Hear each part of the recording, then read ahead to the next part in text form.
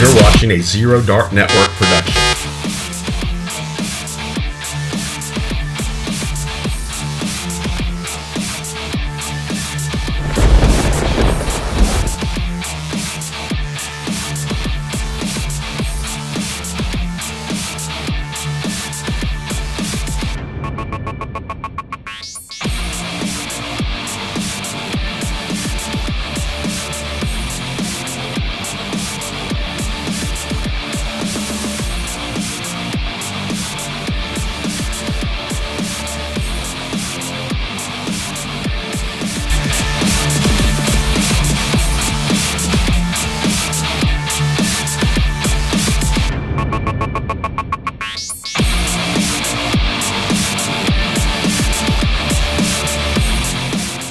Right. Welcome to another Zero Dark Network Friday Live. This is our 9th episode. Don't know what to call it this go round, but it'll come to me when I get ready to post it later for YouTube.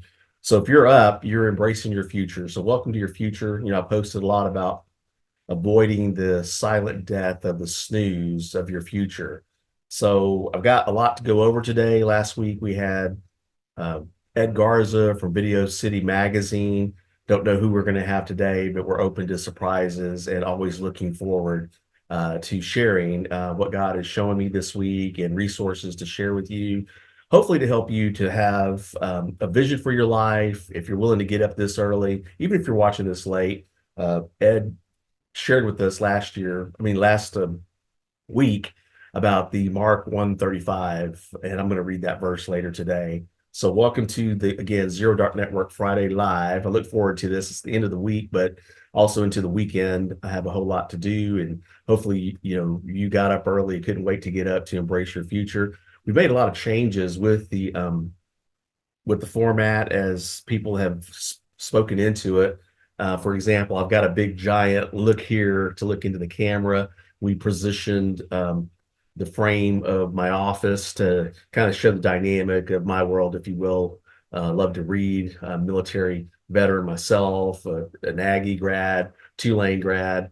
And, for this time in history, this has really been an exciting time to discover, to just get up early. It's a lifestyle and people are intrigued by it. They're encouraged by it. And even at a networking event this week, the Katy Christian Chamber luncheon, a good friend of mine, Allison, is telling me that she stays up late, so maybe, I said, well, we're at that time where we have the night owls and the early risers. So I want to begin with prayer, as always. Before I come on the air, I usually get up about 02 to prepare, get my preparation, mindset right, and hopefully deliver value in the conversation. So I don't have a script per se, so it's unscripted, but I do have a list. In fact, I'll show you my quick list of things that I jot down. I don't know if you can see that in the camera or not.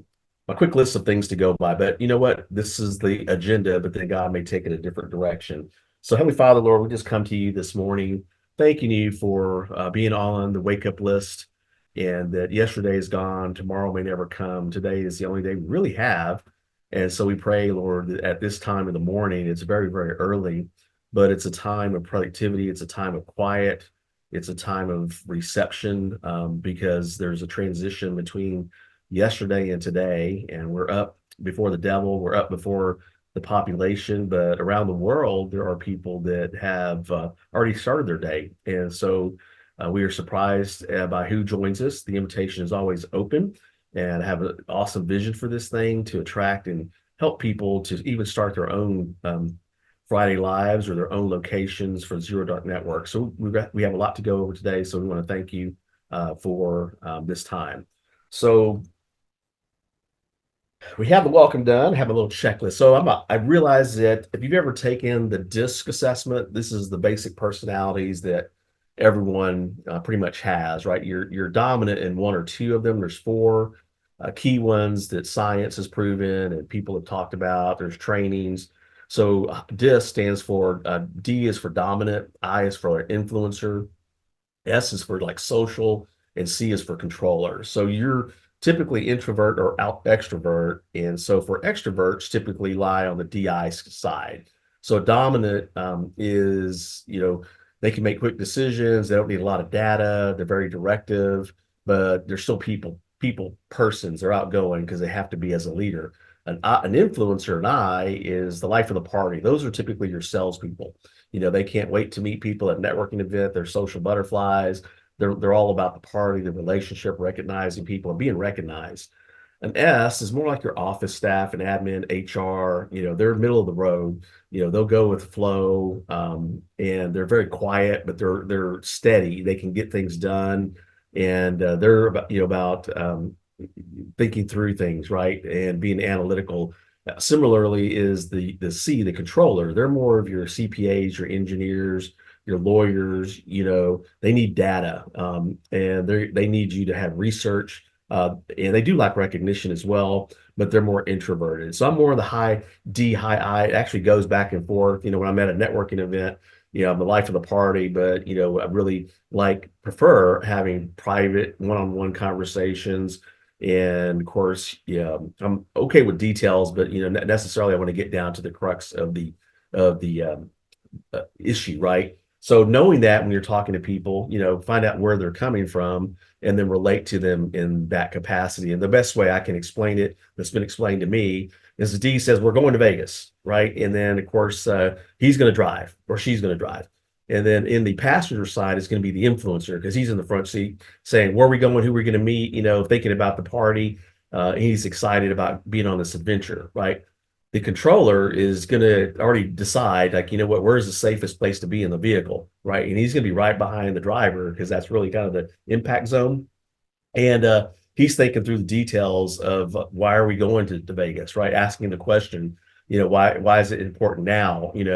The yeses are thinking about logistics, like, okay, how are we going to check into the hotel? Who are we getting? Who is, why, what is everybody going to be comfortable? They're thinking about the needs of the team and where we're going to eat, those kinds of details, right? So they're going to ensure that the trip goes well. And the director, basically is heading down that direction. Everything's coming together because in essence, the team winds up compensating for that leadership. So if this helps you, you can do some more research on DISC assessments. There's been books have been written about it, and you can go on your own journey. I just want to see if anyone's like, so I'm going to do my share screen now. Again, thank you for watching. It's 0 Dark 30. Zero dark. When I tell people, what time 0 dark is, it's before 0 dark 30. In the military, 0 dark 30 is, you're going to be up early. There's no set time. It can be 5:30, 4:30, 3:30, 2:30. 0 dark is right up, straight up at 03 a.m. So this is my visual I have for the website, and just wanted to go over the website real quick because we have made some updates and changes. So the Zoom link is at the site. You're welcome to share that. There's no password required. And then I archive the episodes. I'm going to limit how many episodes I have on the page. But down at the very bottom, we have archives. So that's basically the YouTube channel. So you can go back and watch the very first episode. But down here, if you copy this link where it says archives, that'll take you to the YouTube channel, and you can watch all of the archives at your leisure or segments of it. At some point, I may dissect these and release these on TikTok and Instagram. After talking with Ed last week, his company, Video City Magazine, may come alongside us to help us to magnify our message. And as you think about the art of the start, I've got many of these little podcast ventures, and of course my vision for the future is to enable others to do their podcasts, publish their books, their movies, their events, their marketing initiatives, et cetera. My company's Marketing Dynamics. So I've done this stuff before, and now I'm doing it for myself and my team, and we're expanding our horizons by the different facets of the interactions and the developments and the programs. As I'm doing this for myself, we're actually learning to help each other. So I'm going to share, again, some of these resources with you. But before we go, kind of like the national anthem, we want to go ahead and play our commercial that we created. I've got a message to put to it now. I actually wrote the script a while back, and but I went ahead and created the visual. So this is more of a themology video. that kind of explains, this is an early rise. Yes, I understand, but also I'm just in a time zone. So in essence, a different time zone, I should say. I'm in a time zone. Yeah. So in essence, I go to bed around 7 or 8:30, and plan to get up at 2:30 or to get the day started. And what I've noticed, and I've updated my blog on it, is this has just been an optimum time for me, right? So not necessarily for you, because you need to decide, like, okay, I know I want to get up early. Let's say I want to get up at 4, right, or 5. Well, you just kind of tweak it and work it. But you may find that moving the clock back even earlier stretches your own perceptions, because we do have limiting beliefs, as we read and study a lot of the self-help books or inspirational books or vision casting books. So as you detect what your future looks like, you start making adjustments to accelerate and improve your chances for success in 4 key areas, basically: love, health, well, sorry, health, wealth, love, and happiness. I always got to get them mixed up. Let's go ahead and watch the commercial.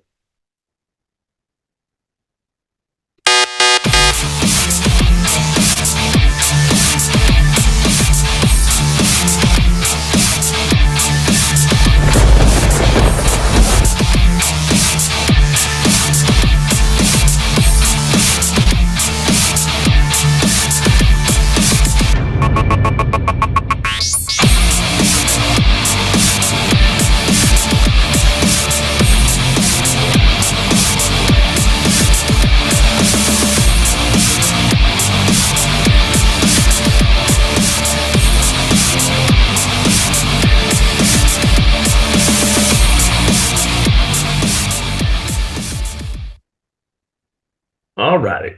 So that's our commercial. Welcome again to Zero Dark Network Friday Live.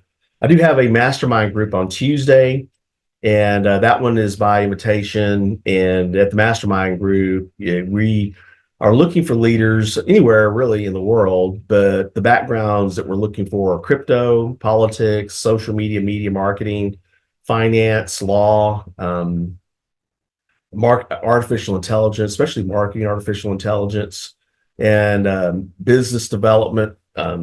So those sectors, basically, you've heard the saying that great minds think alike. And over the years, I've discovered that, they don't necessarily think alike, they think differently, but together they can become brilliant. And so that in that regard, there's an assimilation, right? So in essence, one idea looked at from a different perspective, the bright minds can develop it even further to accelerate the value. And so that's the idea of the mastermind. And you really only want to have 10 to 12 key people. And there's systems and protocols that we are developing for that. So each person has some contribution or an assignment that they need to do this week, or a goal. I think we talked about goals in the past, but in fact, I had planned to talk about goals. I won't do it this time, but I'll talk about goals next time. There's a format that I read about with Zig Ziglar that's really encouraging. It makes the goals a lot easier, makes them make sense.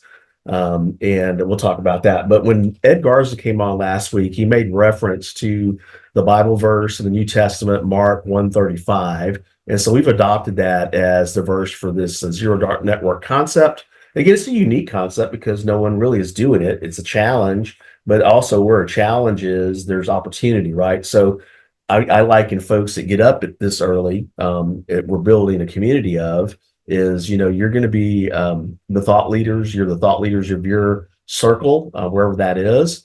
And if you're willing to get up, it puts you in a power position because people really respect the fact that you would get up that early for your dream and your vision, right? And so a lot of folks, and I'm observing this, and of course I'm preaching to myself on a lot of this, man, our future is passing us by. So there's a better future that we're building for. And of course, there's some motivational videos on our website, and one of the guys says, well, you know what, I'll sleep when I have my success, right? But it's a lifestyle, right? So in essence, you get to prepare, everything is, exciting and new. And just to, again, experiment for yourself. But this Bible verse says, Mark 1:35, and in the morning, rising up a great while before day, he went out and departed into a solitary place and there prayed. And that was referencing Jesus early in the morning. So if Jesus was willing to get up early, then maybe we should. The disciples were having a hard time staying awake at that time, because they were in a routine, they were in a system that, they were used to, right? So Jesus was there to shake up the way we thought, into the way we consider things. So when we put on the mind of Christ, then we see things differently. And so anyway, the whole idea was inspired, by another read. I think I shared the story of a former prisoner, and I said, well, shoot, if he decided to get up, maybe I need to do the same. And I really valued this time slot. So I want to say that last week, I didn't get to go into it. We did have an awesome discussion with Ed, but I wanted to talk about the Howard Partridge seminar, the great week that I had. So I've been a part of Howard's community. Every Tuesday we do a Zoom call. Of course, he's got many books that he's published, and so as part of the program, I got a group of books, but I had already bought some books before to learn more about the man. And he's in my backyard here, in Houston, Sugar Land area, and of course, have gotten to meet legends and work with legends, and of course, follow the thought leaders of our time as a marketing research person, as a marketer myself, and reaching out to the culture and help them to be a part of the narratives for our time.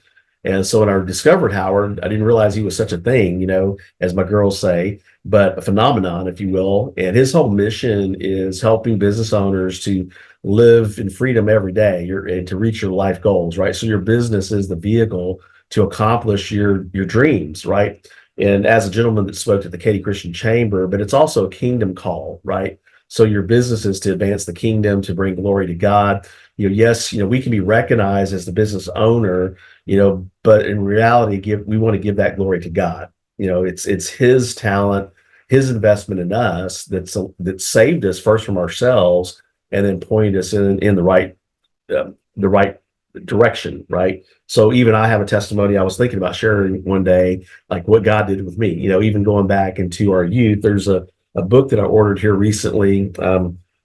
I think it's called The Seven. Hold on, let me go on Amazon real fast because I got it on order. And this author is going to be speaking at one of the Amazon Network in Action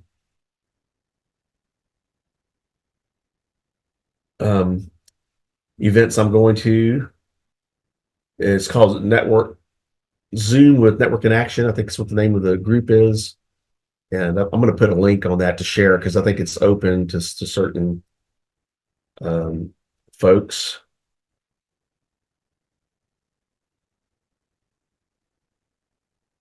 Yeah, the seven primal questions. So the seven primal questions, I don't know the books, I haven't read it yet, but it's really about, things that happen in your childhood that make you who you are, right? And so as I look at my childhood, and we can all attest to our own childhood, there were these happy moments, or there were these traumas. And so I like to focus on the happy moments, the things that I remember that were an inspiration to me. Like I remember my father buying me a set of cap guns and a cap rifle. And back then, the Lone Ranger was on TV, and I aspired to be like a Lone Ranger type character, a good guy that's fighting the bad guys, right? And so I think one Christmas, day after Christmas, they had uncles over, and I guess everybody had cap guns, and we just had the amazing shootout in the backyard, and it was the good guys versus the bad guys. And we were triumphant, we were celebrating. And so as you're in business and you're in life, you want to kind of replicate those experiences in your daily routines, right? Because again, yesterday's gone, tomorrow may never come. So today really is truly the adventure, because we can get so downtrodden, so overwhelmed with just the realities of life. But also your life isn't stagnant if you're making changes, right? You're not drifting. I think there's a book that I read last year called Outwitting the Devil. And the whole mechanism was to get us to start drifting and not really planning and being intentional about this precious life that we have. And so by setting goals, setting visions, making memories, having things on the agenda to accomplish, you just have these series of wins and excitements, right? So I wanted to share my screen. This is from Howard Partridge's page, kind of a recap of the week.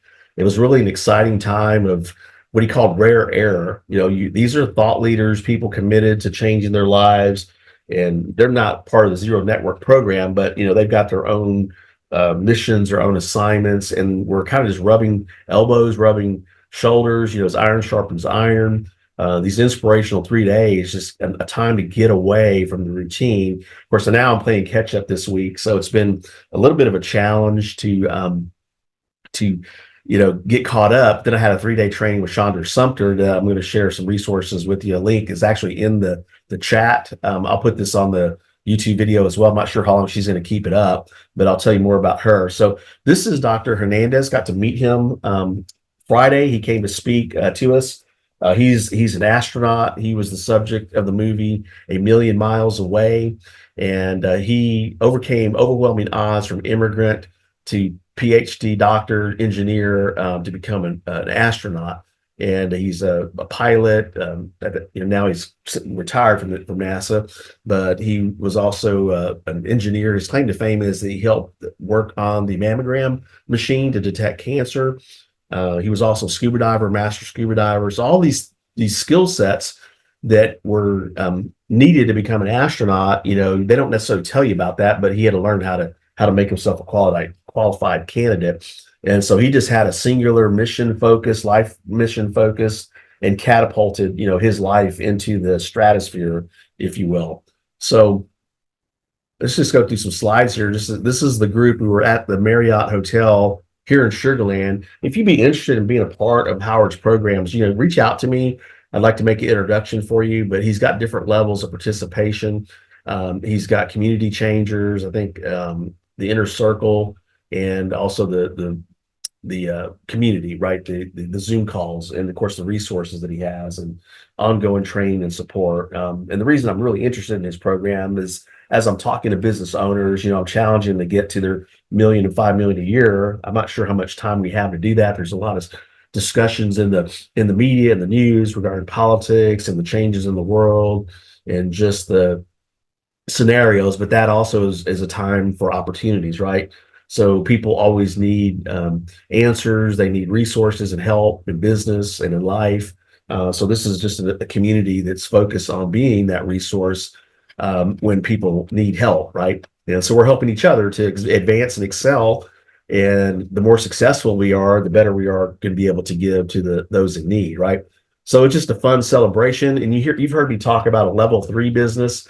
A level 1 is like McDonald's, it's minimum wage, not the healthiest product, but maybe something you can enjoy. Like I enjoy the Big Mac, but maybe once every 6 months, once a year, not all the time, with extra sauce, right? And French fries, and limiting my sugar intake, but maybe a Coke, right? So it's not necessarily healthy, but it's what do you call a delicacy, or not delicacy, but an indulgence that you can experiment with. So that's level 1. It's not changing the world. If they make a mistake on your order, you'll probably be upset, and little less mercy and grace. Level 2 is more like a hotel chain, especially a higher end, where you have better staffing, a better experience, and if they mess up your order, you're probably going to get a bump up, for the mess up, right? A little bit more grace and mercy. Now, level 3 is like a rock concert. People can't wait to buy the tickets. They'll even buy scout tickets,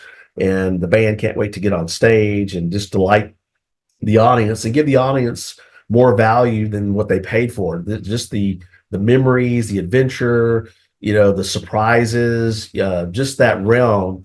And for a business owner, you want to have customers that can't wait to pay you. It's like, man, yeah, you're delivering so much value.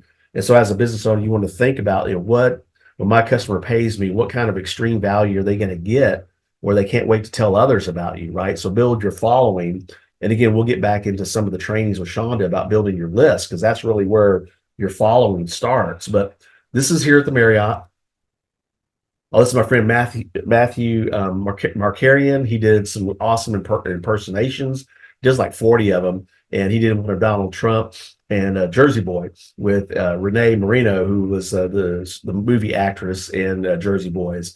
But if you need to have a voice talent in your marketing or promotions, we can put you in touch with Matthew. He did awesome. I actually recorded the video. It's on my Facebook page, but you can see the whole thing. I think like 15 minutes, him and Howard Partridge interacting with Renee Marino.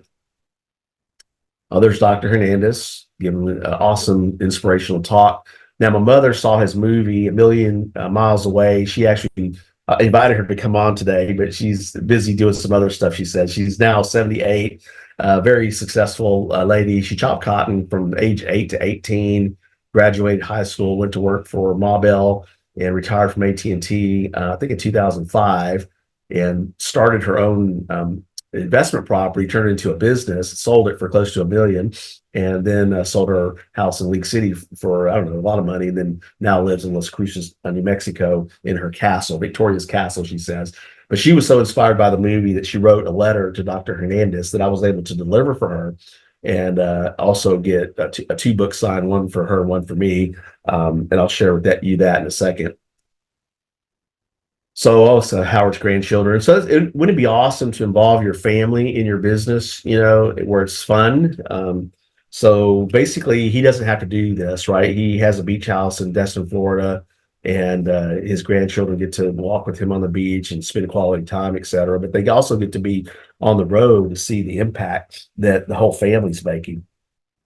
So awesome event. I don't know how many people are here, but maybe 200 or 300. Awesome lunches. Oh, we're admitting somebody.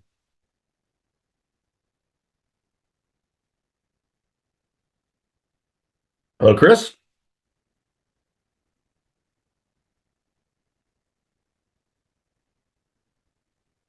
All right, we had someone join us. Welcome. Just kind of going over Howard Partridge's event last week here in Sugar Land. This is some pictures from the scene.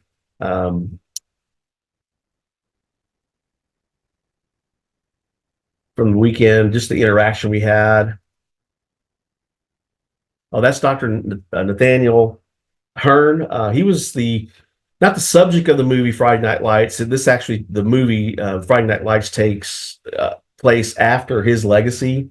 He was the football coach there that took the team, the Permian team in Odessa, I think, to 4 national championships and I think like 8 state championships. And he just had an awesome testimony about how he was as a kid, and then how the teachers took an interest in him that elevated his esteem to the point where he became an impact. And interestingly, at this event, it was open seating, and when we came back from lunch, they had moved the tables around, and or the next day before, they had moved the tables around. So the next day, I kind of lost my bearing of where I was going to sit, and I just wound up sitting at I'm a VIP table, and it was up front. And I was given permission, like, oh yeah, just have a seat. And so that day, I was actually sitting next to Mr. Nate and his wife, and it was really cool to be able to talk with him as the various speakers came up, and just to socialize, right? So he has a very powerful speaking. I sure brought my book here, but he's got a book out as well that I had him sign. And again, it was an awesome week. Sherry Perry, she's one of the leaders at the conference and on the community, in the community. This is Santiago, Austin, Howard. This is Howard's son, Christian, and I forget this gentleman's name, but this is the dream team, the guys that support what we're doing with the phenomenal experience. And it's really cool to see these guys. Just a lot of energy, excitement with that scene. Oh, this is Austin doing a roundhouse kick. He was put on the spot to do some. He's a black belt in karate, I think. But that's a recap. Next time, I'll give you an update. But a lot of good training for business, for life, etc.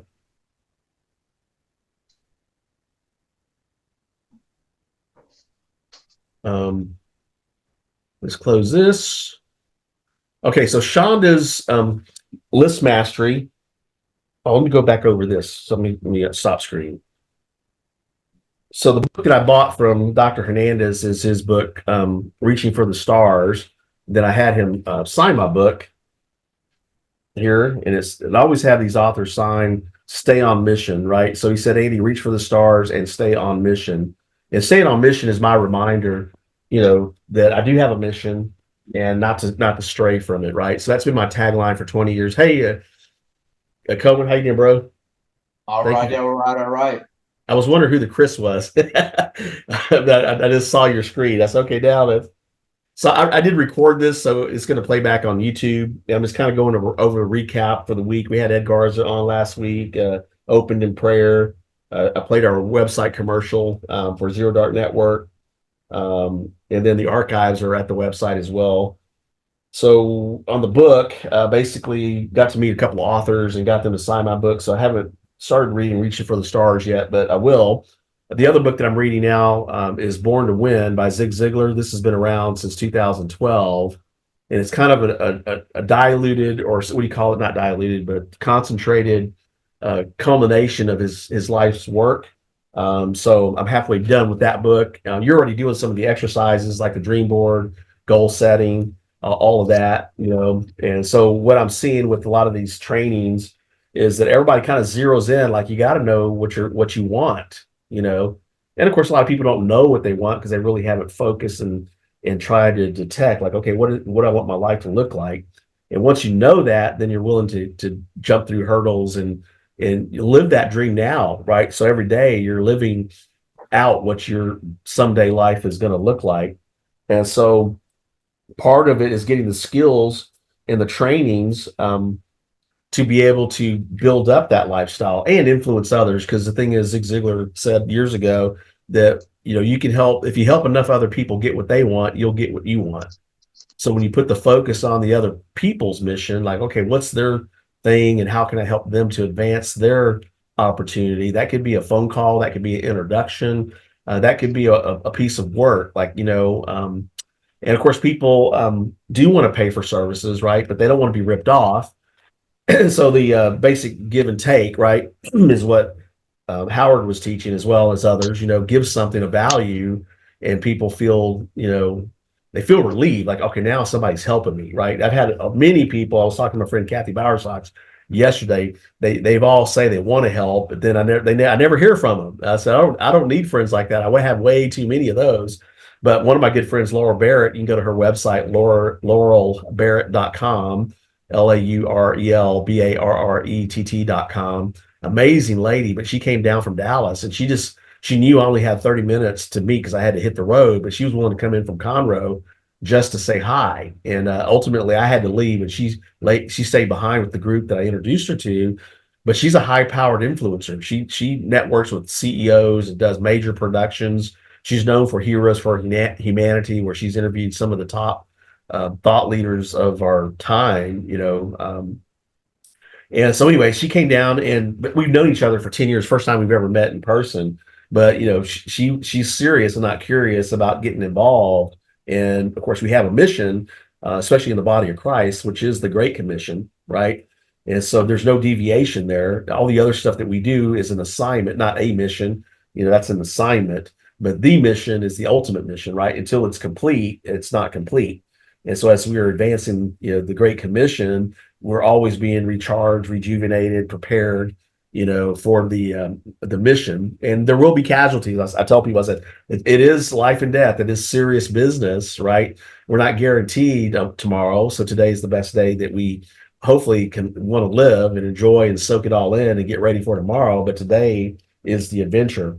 But on the skill side, so we don't want to be so heavily minded. I tell a lot of my Christian friends, we don't want to be so heavily minded that we're no earthly good. And we don't want to be nicer than Jesus. We don't want to be doormats and easy takeovers, because a lot of people think, oh, Christians are so super spiritual, they're not gonna push back. Oh, I'm going to be the type of Christian the devil warned you about. And that's why we have the Zero Dark Network concept, says we're up before the devil. He hates when we say that, but that's okay. We don't care what he thinks. We only care what God thinks, right? And right now we're in dominion, meaning we're taking authority over our territory, over our zone of influence. We don't have to manage the world. We just have to manage our home, manage our zip code, our little circle of influence. And then from there, I think, God advances us, right? Absolutely. And so in my circles, I've been telling folks, like, look, if we're going to rule and reign with Christ, then it would behoove us to learn to be kingly. Read an awesome book called Fathered by God that was recommended by Stan Goss. He has a ministry called Crowns of Glory. He's 85 and he's still out. He's been an influencer for years, a consultant to the media like Ted Koppel and others, but he recommended this book, Fathered by God. And John Eldridge in that book recognizes there's 4 phases for men. you're in the cowboy phase, which is, sowing your royal oats, your wild days. And a woman really never wants to meet a cowboy to settle down with because they're just too wild. Then you got your warrior phase, and every man wants to know, do I have what it takes? That there's that inner question, and that may come with some challenges, especially between the father-son relationship. You may have had a bad relationship with your father, and you never got over it, right? So every man has to go make his mark. Like my dad used to tell me, becoming a man is a tough boot to fill. And man, have I learned that lesson. He died, 20 years ago, but there's all these little truisms that he gave me that, he tried to point me in the right direction, but I wasn't necessarily the best kid. I was a rebellious teenager, but, he had grace and mercy with me. I mean, he was a disciplinarian, but he had grace and mercy, didn't try to harm me like with the astronaut. Dr. Jose M. Hernandez, when he was a young boy, told his dad he wanted to be an astronaut because they're watching it on the TV in the 60s. And they didn't have a color TV. They had a black and white TV with maybe a coat hanger coming out. And he had to go stand and hold on to the antenna if they wanted a clear signal. And he asked his dad, well, Dad, why don't we buy a color TV with a remote? And his dad goes, well, I have you, son, if I need to change the channel. But they stood there mesmerized when the astronauts, went into space. And so that night, his dad asked him, like, what do you want to be when you grow up? And he said, Dad, I want to be an astronaut. Well, for a lot of people, that could be a up and down situation. The father could have said, you're an idiot. You're never going to, or you're not going to be an astronaut. Don't even consider that. Well, the father had the wisdom. He says, my father with a fifth grade education had the wisdom to say, you can do that, but you're going to have to make a plan. You're going to have to find out what you need. You're going to have to get training. It's a long shot, but it can be done. So he gave them realistic expectations, where a lot of parents, tell their kids, oh, you can be anything. Well, that's kind of not really the truth, right? Unless you put forth the effort and you make the plan, your mind can achieve it, but you got to see it in your mind as possible, right? It can be done. Then you go do it. Then you know that it's going to be, let's say you want to be a doctor, right? Well, you can't say you can be anything. I want to be a brain surgeon. Well, yes, you can be a brain surgeon, but you better think that through, what you're going to need, and if you're willing to commit to that, and maybe go interview some brain surgeons to find out, like, do I even want to be a brain surgeon after I see what their life looks like, right? So begin with the end in mind. But what I was talking about is sharing resources. Let me go ahead and share screen again. So I got this free training with Shandra, and she just posted this. I got an email. It's about an hour or so long. Let's see here, 2 hours.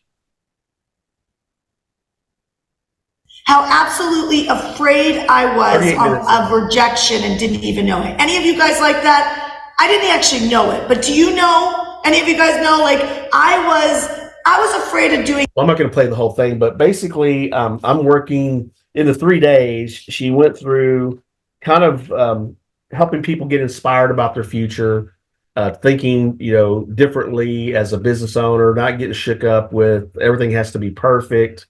A lot of times, we're waiting for everything to be perfect. She says being an entrepreneur is messy, and so a lot of what she was explaining to us basically got down to all of these successful thought leaders, Oprah, businesses, they all have a list of followers. And basically you want to get to 7,000 to 10,000 followers where you can start to bring value to yourself and to your network, because they're following you for a reason, right? And so she was saying, put more intentional effort in that. Grow your list, get to 30,000, get to 100,000, get to 1 million. So a lot of these high profile people, they're not going to give you their list because they work hard to get it.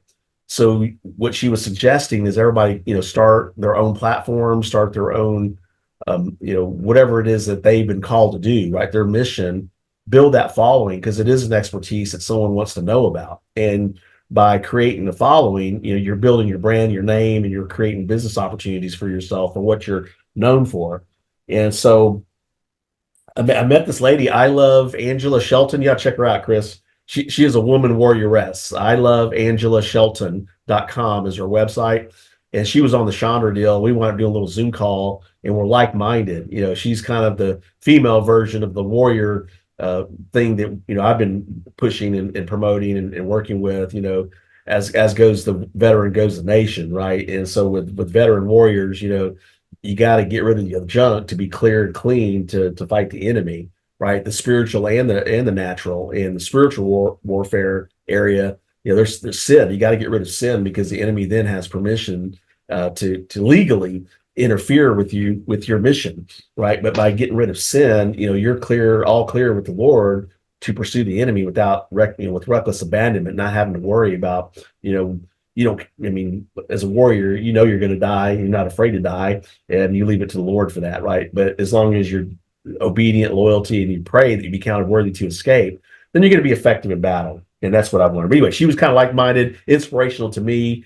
She's written a warrior planner. She said it's a thick book, but it's pretty. I looked at the first couple of pages of it. It's pretty inspirational of how she laid it out. But that's from her experience of understanding men, not trying to change men. A lot of the culture is trying to defeminize men and all that. My wife wants me to be a toxic male, and not abusive, but she wants me to be toxic. Like, you're going to answer the door at 3 a.m. I'm not answering the door. Someone comes knocking on the door, right? And I would do that. It's like, okay, I'm not kicking her out of bed to do that. So embracing what the media tries to shame men, because I'm like, I'm not going to be ashamed of I'll bust through that narrative quick.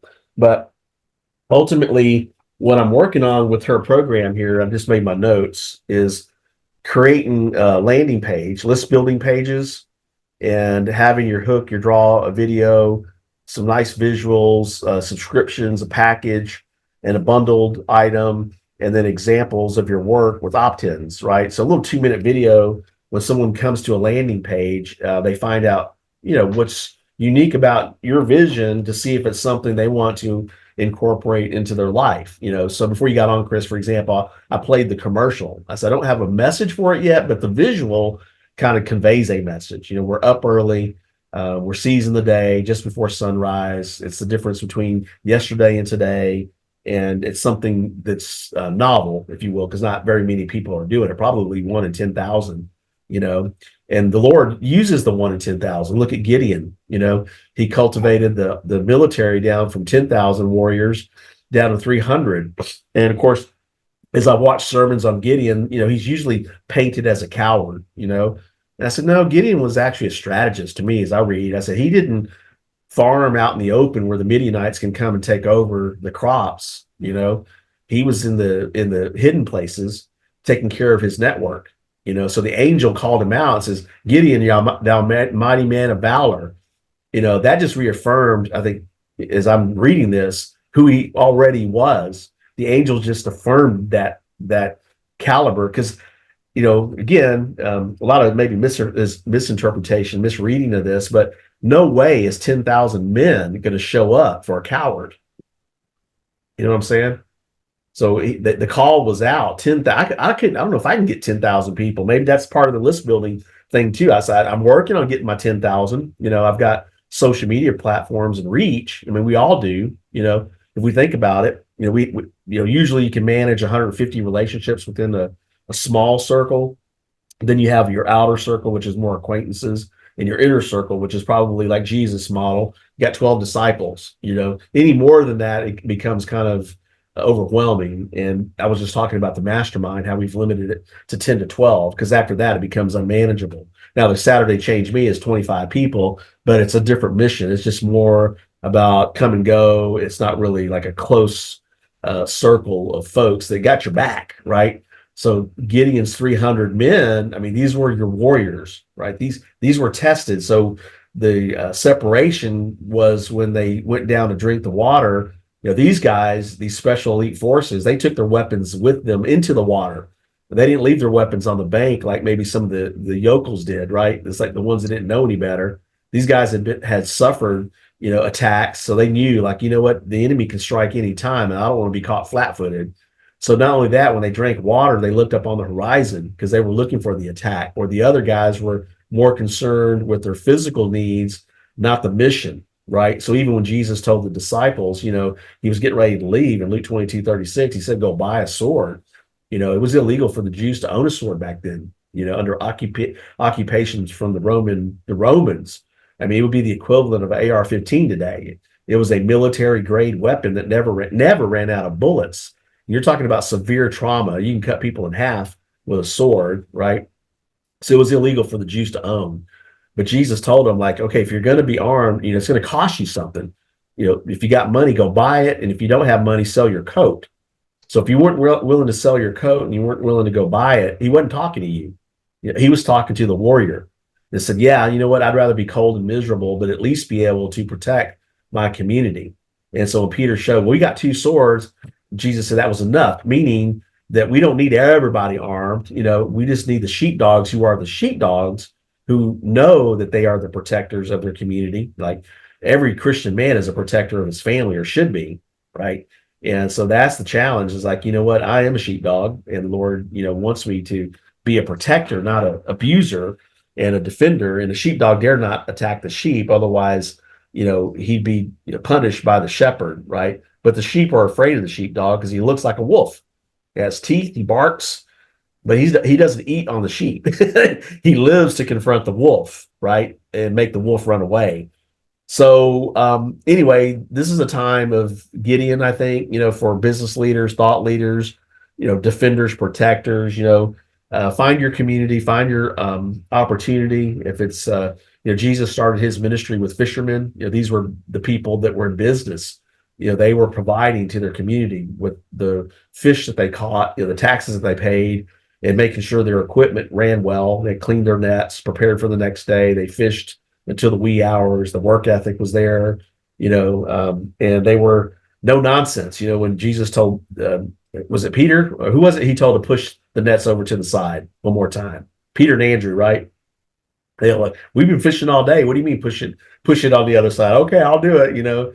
But they're green and they're still open to input from the right people, right? So what I found with leaders, they don't necessarily take advice from everybody. Like Machine Gun Preacher, there's very few people he'll take advice from, but he says he'll take advice from me. But that's because of proven credibility, proven and investment, proven understanding, friendship, right? True friendship.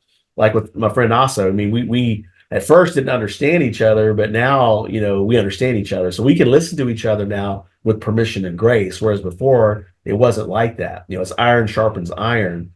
And that's another thing that, I've observed, there's different grades of iron. A lot of people don't understand that. It's like, there's cast iron. It's strong. It's got a certain purpose, but it will break. If you hit it just right and with enough force, it will break and crumble. Then you got Damascus steel, which they still don't even know the recipe of how it's made. It's an amalgamation of different kinds of metals. It's folded, many, many times, I don't know, up to 700 times. It's really super strength, super, super strong.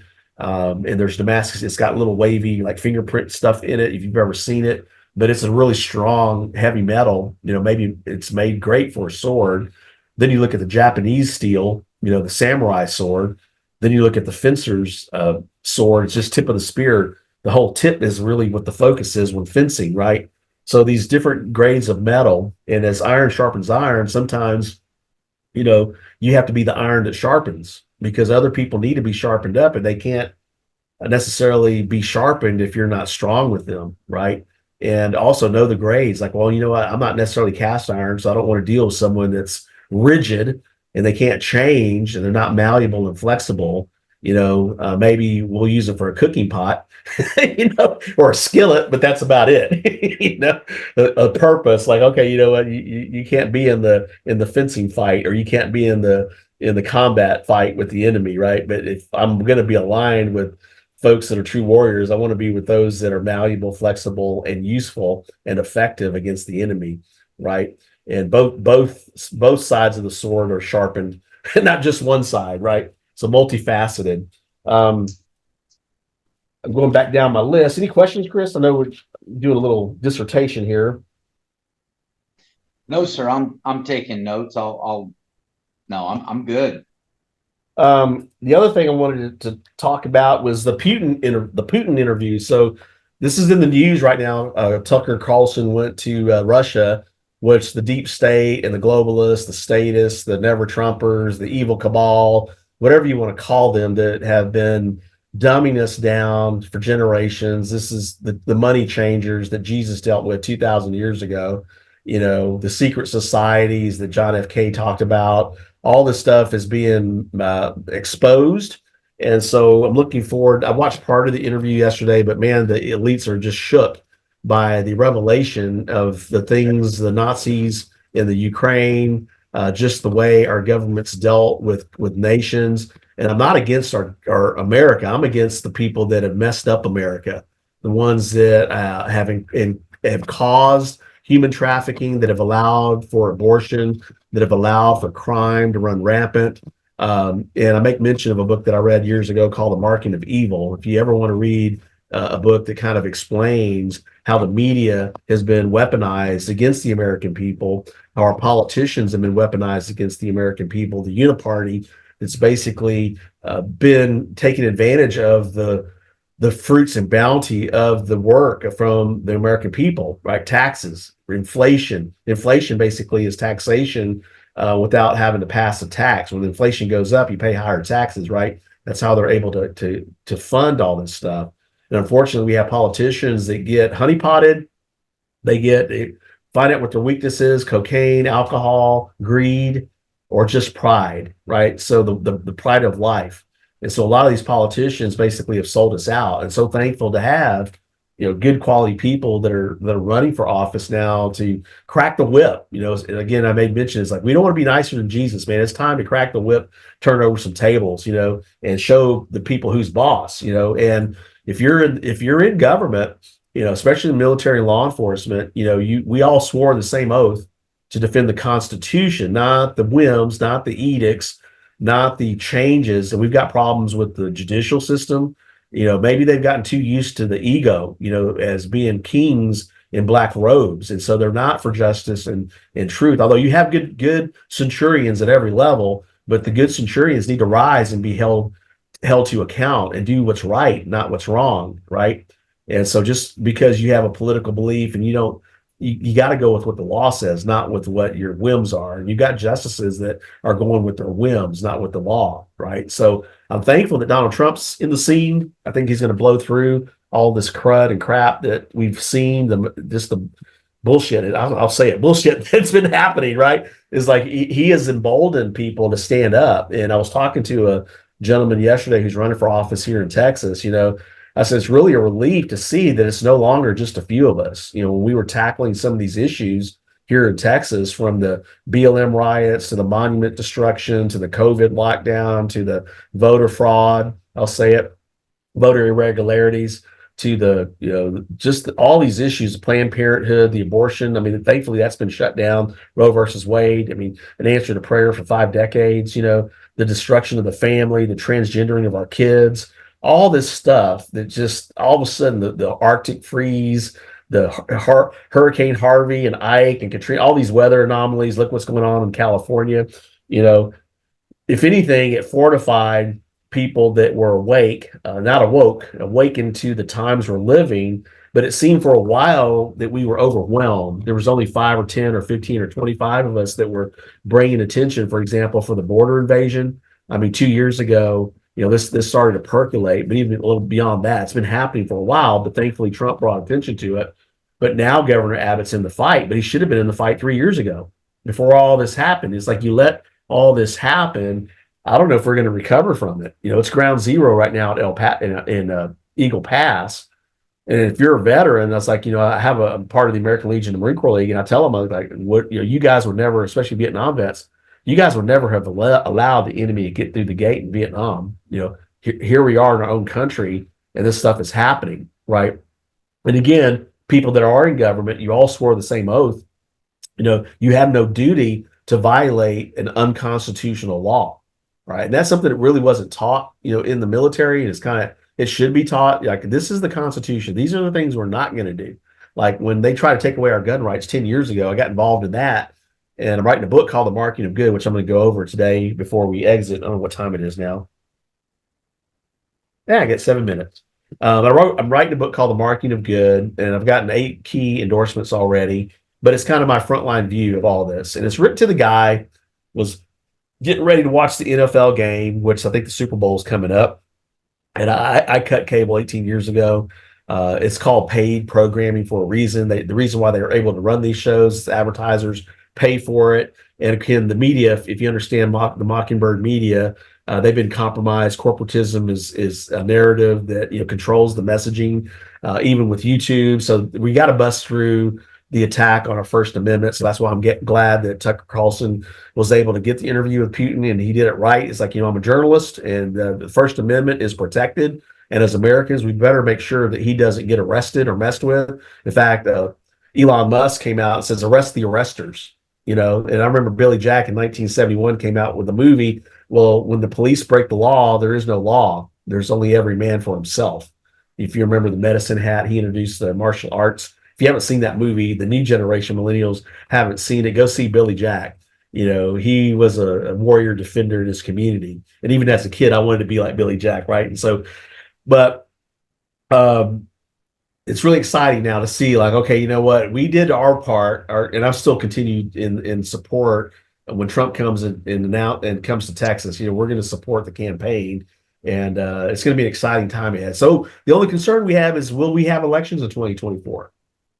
And there's talks of civil war, and basically civil war only happens, and the reason why we haven't had it is because of credit. As long as people can get their food and they can pay their bills.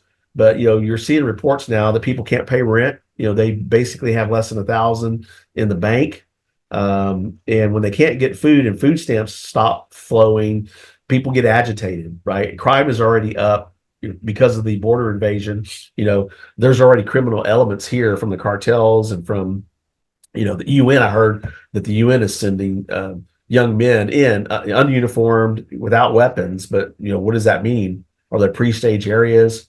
Are there training areas? Now, what I do know about the American warfighter is, the Marines, the Navy SEALs, the special forces, the American military is amazing. They are fierce fighters. The Marine Corps, I was talking to a buddy of mine, said the Marine Corps is very clear about its message. We win battles. They show up with firepower. So the Marine community, is amazing. Of course, I'm proud of the Navy SEALs and all of our American military, American-made military. But even that, they're trying to bring in immigrants to join into the military. These guys will do whatever they're told. They don't have a moral compass. They don't have a godly standard, right? And God has standards in the military. I mean, there's rules of engagement on the battlefield that violated here in America, would put you in Leavenworth for 20 years. So, there's a lot of principles and things that sheepdogs, good centurions need to understand. That, we don't arrest innocent people. We don't cut corners just to get home. As a warrior, you may not get home. Shedding innocent blood in the city, in the town, you're accountable for that.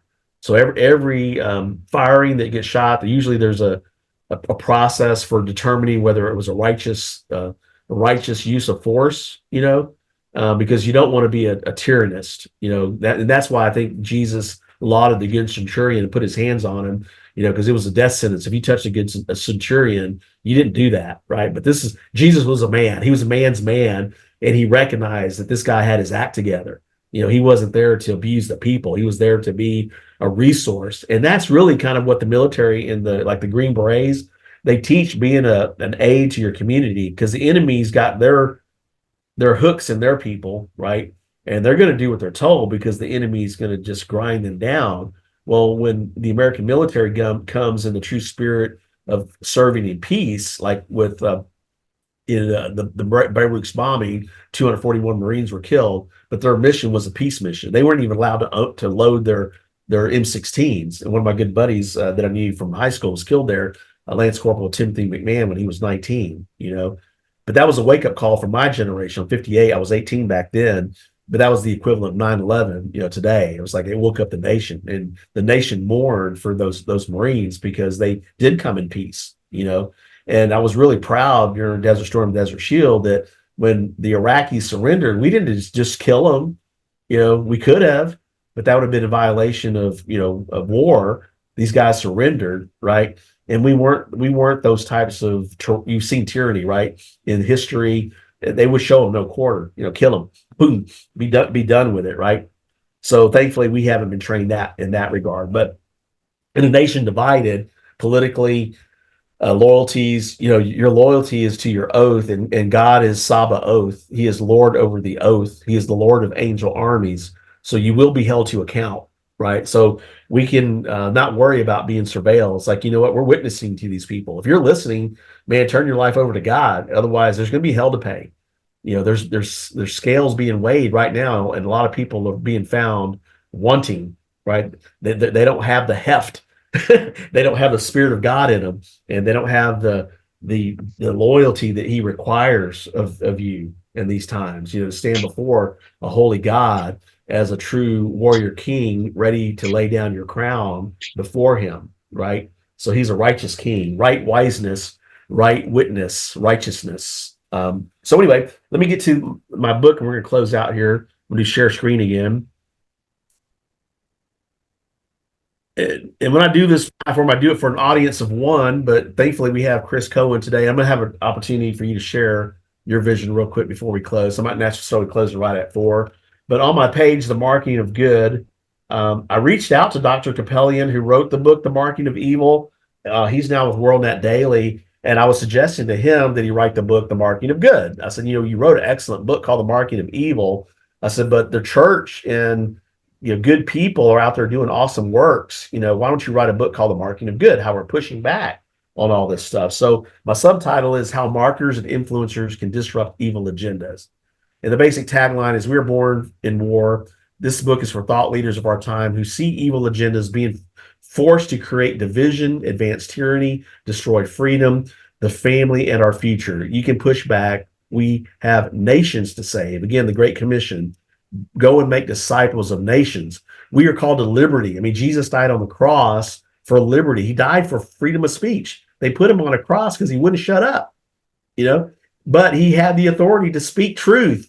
Even Pontius Pilate didn't know what truth was, and it was standing right next to him. And he didn't have to say anything because he proved his case, right? So this scene right here of I Blow the Shofar is in Washington, D.C., September 28th in 2019. That was the weekend of Rosh Hashanah. And I didn't know this until later, but that's the George Washington Memorial. And overlooking that is the Pentagon. And again, the Lord is the Lord of angel armies. So I was allowed to blow the shofar with honor flight. And I used to wrap my shofar with the American flag. In fact, I told my friend Dave Allen that when Trump gets back, I'm rewrapping it. Right now, it doesn't have a flag on it.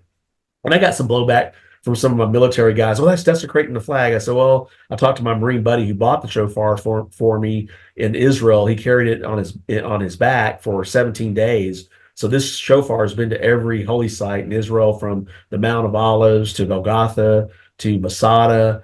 And when I started blowing it, I took lessons. But he reminded me that the shofar was the Lord's and America is the Lord, right? So it's one nation under God. And that's why I wrapped it. So it's not desecration. It's like wrapping it around the altar, right? So like wrapping it around and recognizing that our Judeo-Christian heritage is built into this nation, right? So it was an awesome time. I'm going to play my quick commercial for this book. I had a guy in the UK actually do this commercial for me, but I wrote the script and kind of the story to be inspirational and to encourage folks about the journey.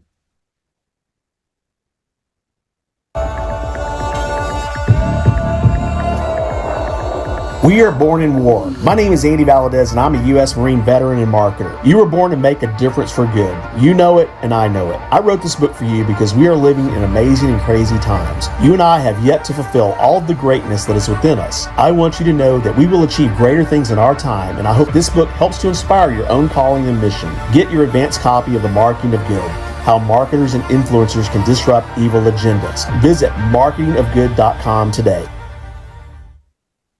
All right, so that's the little commercial, and you gotta tell the story of the story, right? And people's attention span typically is 30 seconds to a minute. So any big adventure, you want to create a visual. Like I've got a guy raising money for a medical breakthrough drug. They're trying to raise several $1 million, and he gave me his videos like a minute and a half long. I said, make it 30 seconds, bro, and then pique their interest so they'll get more information.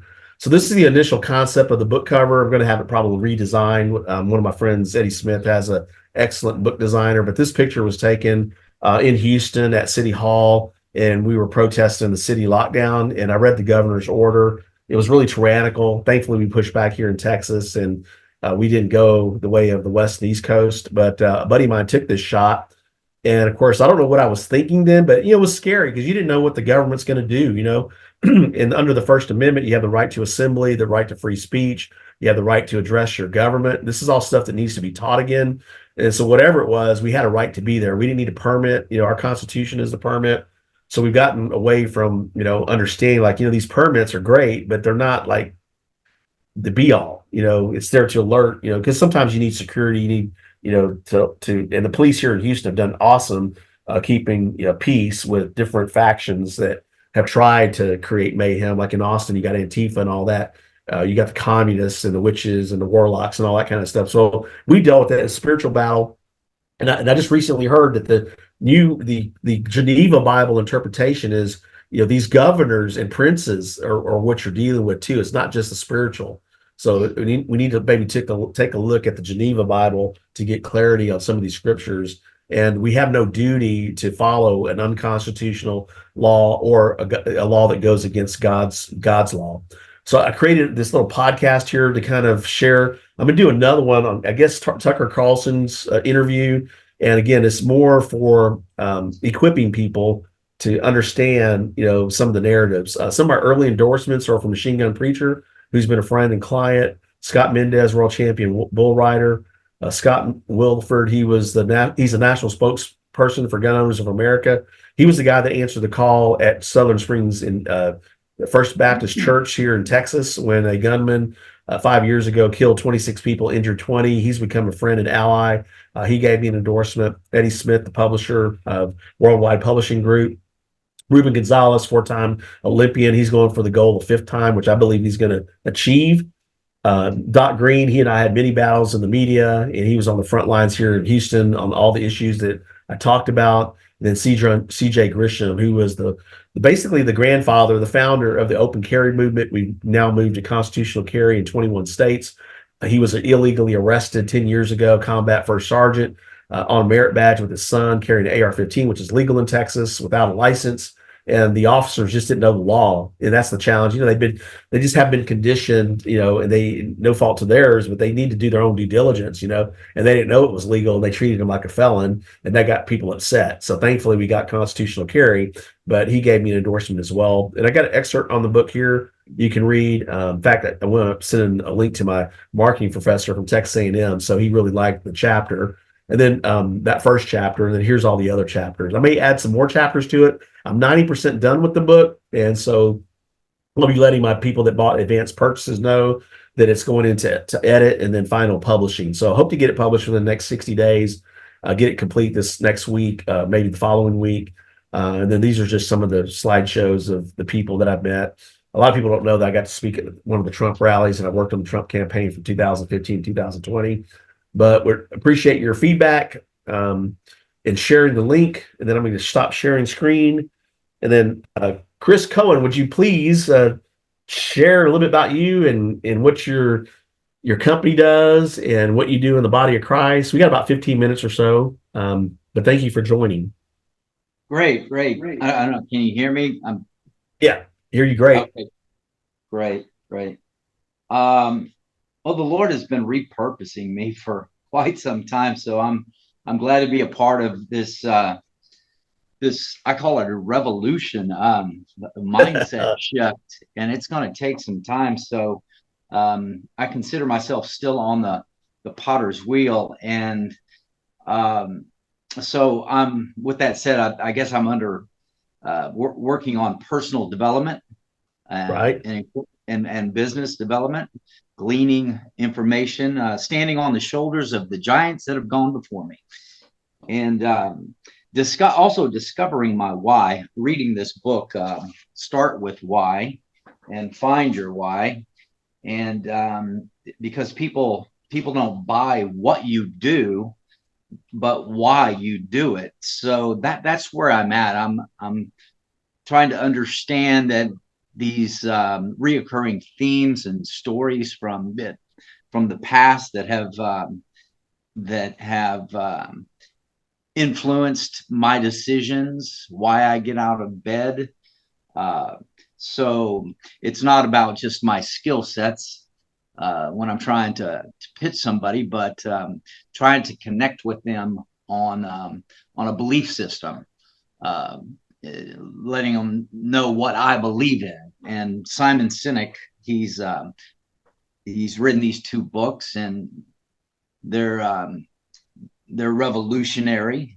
And these books that you're introducing to the platform, they're helpful in shifting the mind. So I'm glad that the mindset. So I'm just really glad to be a part of something that is revolutionary and on the cusp of changing. Even though he wrote this, 2009, and he's also talked about what it's called, that the law. What is that law? The law of infusion. Is that what it is? Yeah, I'm still kind of learning this, where a lot of people just don't really buy into what you do. You have your small percentage of people that they're the first ones to buy things because they're on the cut. They're your entrepreneurs. I'm getting off on a subject that I don't know really how to convey. I've got it up here, so I'll We stop. talked about the limbic mind, getting to the limbic. The Instead of limbic mind, the gut feeling. People go with. Thank you for that. People go with things because it just feels right. Well, Simon is wanting to put a language to that, and the limbic mind doesn't have a language. So if we can identify with why we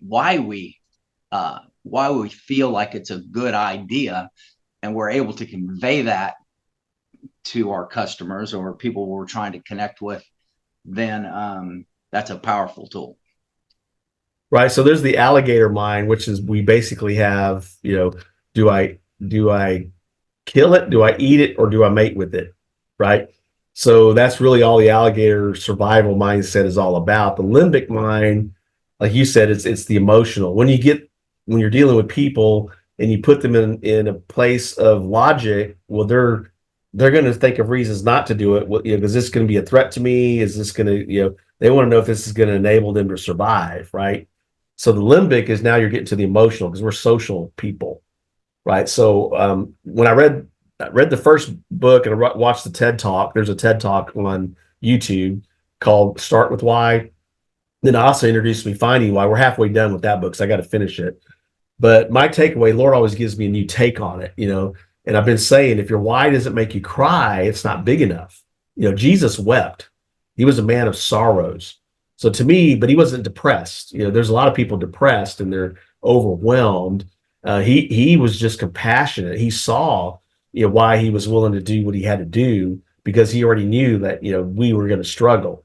You and me, Chris. He knew that we were going to have challenges, and he had compassion. So he was willing to get up early. He was willing to go the extra mile. He went to the cross with starvation and dehydration and punishment. He could have stopped any time.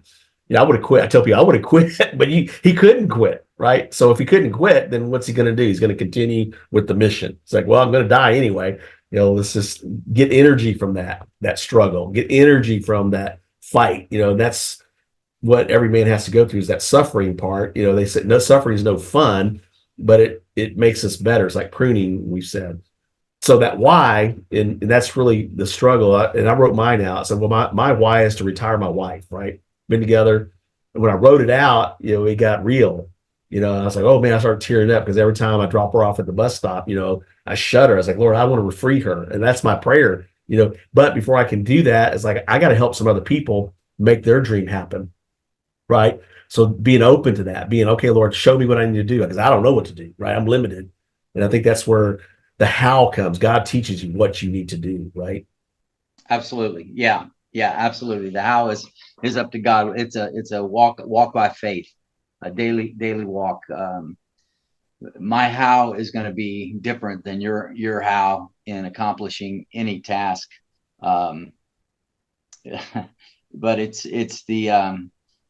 a means to an end. Basically, that's what matters. How the end result. So Cohen Logistics was born out of anyway, the tagline "moving you to your destiny." That's perfect, because there's so many people they're going through shifts right now. This whole the landscape of America is shifting, and I'm finding people that are needing to downsize all the time, break down, set up somewhere else, and move on with the endeavors, whatever God's got them doing. I moved this lady out to Colorado Springs because it was her dream. Here she was, like 78 years old, but she wanted to sell her home because it was a lifetime dream of hers to be a part of this this drama class out at Kenneth Womack out in Woodland Park, but that was her dream. So literally this tagline is literal. I have been involved in helping people move to what God has purposed them to do. So state, national relocation moving specialist. And so when the Lord dropped this in my lap a couple of years ago, my mindset was so limited. Okay, I just helped this person move, but I'm finding that it's much more about acquisitional wealth. What do I do with this? I build it and put systems into place. And now, I like that line, when you think big, and while you're thinking, think bigger. Yeah, the Lord gave me that too. It's like everybody's written think big. I said, the Lord says, well, think bigger. We're doing good, but he said we're going to do greater things, right? But go ahead. Yeah, that's whenever, what's that saying? Whenever you have something to add a value, I'm listening, because this mindset shift is so important, needed to think much bigger, and it's going to take some time. It's going to take some reading, and I'm all in, because I want to do this. I want to build this thing, and then hand it off to someone else. Rinse, repeat. I love that. Yeah.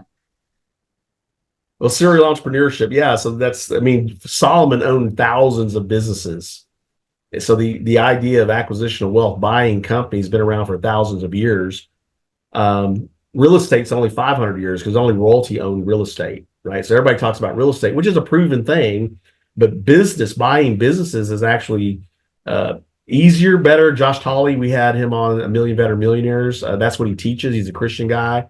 And he said it's not as difficult as you think. So as we expand even our own ways of thinking, and the what is who, right? So you have the how, the why, the what. Of course, the business gets you, the vehicles to your dream, but the what is who, that's you and me. Is like, what? We can't change everybody else, but we can change ourselves. And as the Lord has wired us, to detect what those changes are needed, that's where the books and the relationships open up to, I'm trying to change as fast as I can, as I want to help as many people as fast as I can.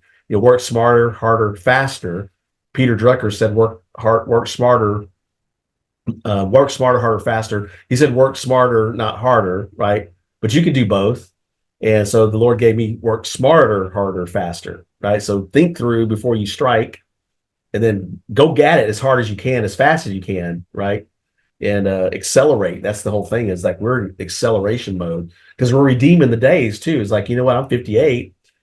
I should have learned this stuff years ago. They didn't teach us any of this in school, right? They just taught us how to follow orders, not question, be quiet, just get in line. You got a minus, negativity, no positivity, right? Yeah. But God created us to be phenomenal. That's what Howard Partridge says. He didn't create no junk, but we've allowed ourselves to feel like junk, as a man thinketh, and as we start thinking with the mind of Christ, it's like, wait a minute, we're the king. I got a king's crown over my shoulder. You see that right there? Yeah. Yeah. I bought my girls little prince crowns, a while back, and I bought my wife a queen's crown. Then I bought myself a king's crown. And then I started praying, Lord, if we're going to rule and reign with you, Lord, teach us to be kingly. How do we rule and reign? Because I don't know. So that's what he's teaching me. And of course, he's the righteous king with 10 crowns, or how many crowns does he have? Um, you know, Deservingly, right? So we're prepared to lay down our crowns. Like we only have a crown because of him, right? Um, but yeah, so I'm going to add your commercial at the end of this video when I edit it. But I love, most people don't want to move, right? It's a pain in the butt, to pack your bags and all that. So if you look at it that way, then yeah, it's going to be drudgery. And the thing is, you can hire someone to do your drudgery. It's like, what, they've accumulated wealth, so I like paying my lawn guy to mow the yard. I haven't mowed the yard in 25 years, and it's so easy just to write that check and hear the sound of the lawn being mowed. I was like, you know what? Because it's not valuable to me. Now, there's people that like to mow their yard. It's good therapy for them, 3 to 5 hours. That's what it used to take me. By the time I took a shower, cleaned the equipment, put gas in it, took my nap, after being exhausted, or how I sold it to my wife is like, well, baby, I'm taking time away from you, by doing the lawn. She goes, okay, so she got into the limbic part, not the logical part, right?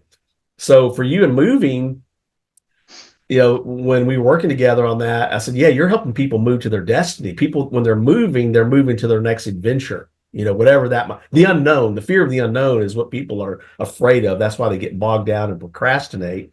So you become like the guide. Hey, I'm going to help you make all this happen, collaboratively. We're working together on the plan and the dream. They're the hero of their story. You're like the guide. You're going to show them how this is going to be so simple that they'll be mesmerized. In fact, you got an endorsement from Robert Ory on your website, and those are hard to get. But tell a little bit quick story of how we were able to get that from his wife, because you definitely won the wife over. Yeah, that's funny. I just reconnected with him. I mean, how do you reconnect with somebody after you've already helped them? And he's in another state, and he's a 7-time NBA world champion, but Los Angeles had some major flooding. I thought, well, Oh let me yeah, I just forgot about that. let me just shoot him a little text, because I got his number. And I was sent him something warning him. A lot of people, when I call my friend out there, she owns a little restaurant, and I let her know what was going on, and they weren't even aware that they're about to get hit with some catastrophic flooding. She says, what? So I thought, well, gosh, let me let Robert know. And he's like, say, he responds back, say what? But anyway, so yeah, I ran into this 7-time champion. I didn't know Robert. He was sitting there at him and his wife flew in town, and I was talking with the lady behind the counter at this Life Storage. She's the manager, and I had helped a pastor move out of there, so I made friends with the manager. So I was in the neighborhood, and I just dropped by to say hello to my friend Julie. And as we're talking, she's looking at the monitor, and I said, what are you doing? She says, I'm Robert Ory is here. I was like, oh, really? So he and his wife came downstairs after looking at their storage unit, and Julie and he started talking. They hadn't seen each other in a while, and I grabbed my business card off the cork board, because I knew Julie had told me that he was there looking at his stuff and he needed to move it. And I waited for the right appropriate time, and I walked out there, and she introduced me. I handed him my business card, and the rest is history. He says, oh, I need you. I said, thinking to myself, well, I need you too. And so the rest is history. But, if I don't put in this story that this was a God thing, then it would sound like I was looking for an opportunity here. And I was, but I recognized that God set this up, and I better apprehend it. And, and that's how we roll. When you have these divine appointments, you better discern something real quick, because you got less than a minute to figure it out and make it happen. And it was a good moneymaker, but also an excellent endorsement. And it tied into when God gave me this Cohen Logistics just a year prior to that. He's got a plan, and I need to get in line. We need to get in line with that plan. And so, he dropped this Cohen Logistics in my lap, and here I am 2 years later finding out that it's bigger than I could even. It's Ephesians 3:20, bigger, greater than you can even understand or comprehend. And so the how, that's I got to go to him. Well, where is this going? And so I'm glad to be a part of this group. Amen. Well, fortune rewards the bold. There's nothing wrong with, and of course, the parable of the talents. The guy that did the most got rewarded the most, right? The other guy buried his talent. And then there's a Bible verse in Ezekiel 47, 1-12. The Lord really showed that one to me about 4 months ago. And it's prophetic because it was prophetic, the bubbling water under the altar at the temple. The temple hadn't even been built yet. So the water flowed from the temple into the Dead Sea. It became a mighty river, fresh water, teeming with fish. And the trees that are on the side, the leaves never withered, had fruit. So last year, Lord, I read a book called Flow, and it was an awesome book. And then the Lord gave me the word flow, like before I even came across the Bible verse. So just be preparing for the flow of opportunities, coming in health, wealth, love, and happiness, right? And then Robert Ory, I mean, the thing is, faith moves mountains. Jesus talked about that. And as I've been praying, I said, really, people move mountains too. So God has people in high places that can open doors for you that are mountain moving, right? And so over the years, I've worked with celebrities and legends and like getting these endorsements for my books. That comes with grace and mercy. That comes with, people don't flippantly do that. They don't just give you an endorsement. So that's you earn that because of your obedience and your servanthood or whatever. But the value of that endorsement, we talked about this, imagine Frito-Lay coming to Robert Ory saying they want an endorsement. Well, now you're talking millions of dollars, right? Yeah. He's not going to just give an endorsement to Frito-Lay for, just to help you out, right? So we take those, because now you're representing him, but you're in his circle now. You're on his dashboard, right? So the people that know him, they're going to check Chris Cohen out. It's like, oh yeah, he's cool, And not only that, you brought more value to him because one of your things you told me was weather, and you have a fascination with weather, and I didn't even know about the storm, and I just saw some headlines on it, But you need to ping people. That's the other thing too.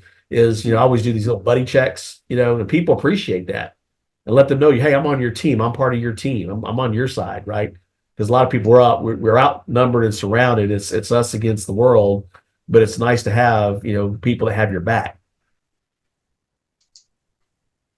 Yeah. You're one of those guys, Chris. You surprised me because at the events, I mean, he's back there. He just showed up. I love his stealth mode. I was like, okay, Chris is here, You remember Mighty Mouse? Here I am to save the day. And I was just thinking of something. I'll be inspired to send you something. I sent you something recently, the past couple of days. Gosh, I've been so busy I can't remember exactly what it is. But so I have been pinging you. I'll start with that, and then but yeah, definitely connect with these other resources. That's a good advice. I just took a little note there. Thank you. Hey, by the way, I'm going down to support Dave Allen. He's got his court case today with Planned Parenthood, and I think at 8:00 in that same courtroom, 152. I think it's on the 11th floor. So I'm taking my wife downtown, and I'm going to park. And 7:30, we're at 8:00. We're going to meet up out there. I think he's got to be in at 9, and I've got to leave by 10:30. But I'm planning on going. He's got a nice little timeline he's going to unveil, and of course, they don't want this thing to go to trial. So it's going to be amazing how the Lord is working everything out. But he's inspired and encouraged. You go to the memorial.org to learn more about that. And I'll put that in the line description as well. What floor is that, real quick? 11th floor. 11. Okay. Yeah. The civil court. Yeah. I may join you. All right, cool. On mission. So I'm bringing my little shofar to blow. He wants to blow shofar. There's an opportunity to do that, which has power. My wife and I actually came together Sunday And I wrapped her in my tallit, and we prayed for one of my family members that was in trouble, total evil thing that was happening. And we just blew the doors open, and come Tuesday, it was all resolved in her favor. But it was really sinister how it all came to be. And I'll tell you more about it when we meet, but total God thing, and it worked out in her favor. But the thing is, when you're doing God's work too, be mindful that the enemy is going to put a target on you, but he can pick on you, but he doesn't. When you pray, I pray that the enemy pay in ways he never expected. So he messes with the wrong family, right? He needs to know that when he picks on you, that you're going to go straight to daddy, and daddy's going to fight for you. The Lord of angel armies will be dispatched, and he don't get to decide how he gets punished. God gets to decide. And so at some point he releases you because he's got other fish to fry. He can't be everywhere. They're limited. The fallen angels were a third. They're limited. They can't be everywhere. So knowing that, operate in your power and your authority. And Jesus said, again, those that know and love their God will rise up and do great exploits. So there's no limits. God can take us places we never even dreamed of. That's what I'm believing for. And today is the dream. Today, we were on the wake up list. we rise before the sun shines. So we're happy to be alive today. Absolutely. We are called to liberty. So we're called to freedom. We're not in bondage to whatever the snares are, whatever the fears are. We're breaking through all that stuff. Right. Definitely. Yeah. My reference point has changed quite a bit over the years, and I can't stay down because I'm so used to the joy aspect of living. Amen. All right, we're going to wrap. Again, my name is Andy Valdez. We've been here with Chris Cohen today, our guest. And we never know who's going to show up. It's an open platform, no password. It's on the website. Please share it. If you're able to tune in. And also, you can go to the archives. So I'll put this on YouTube.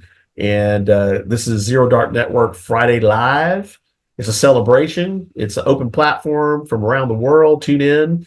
And then we have our Change Me Saturday by location here in Houston. And if you want to come to this, my phone number is on the website. It's open, and the whole spirit of it is we can't change the world, but we can change us. Zero Dark Network. We're up before the devil. 03 a.m. Up at 2:30 every day now. Is an optimum time for me. But you don't have to do it every day. If it's just one day a week, or just to tune in here, just see if you like it. If you like it, you'll do more of it. If you don't, that's okay too.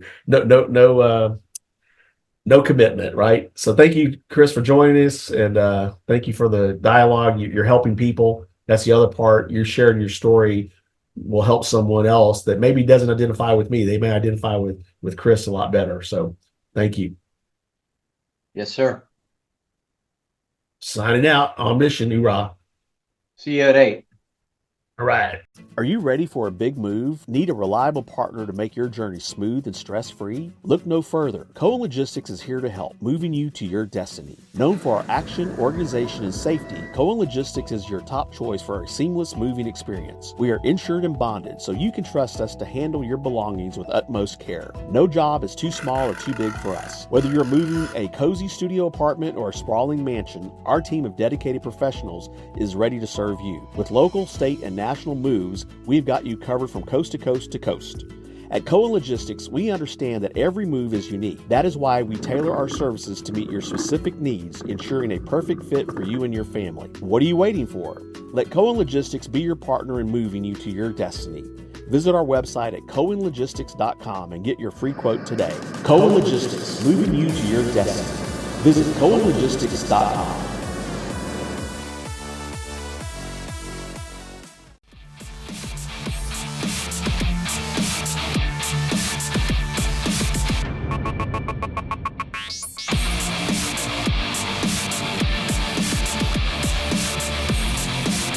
My name is Andy Valdez, founder of Marketing Dynamics. The late Peter Drucker, the father of management theory, believed marketing was critical to your business. He said the purpose of a business is to create a customer through marketing and innovation. Strategic marketing equals immediate success. We offer you speed to market without the speeding tickets. Work smarter, harder, faster. Marketing Dynamics, because the market never stays the same. please visit teammarketingdynamics.com.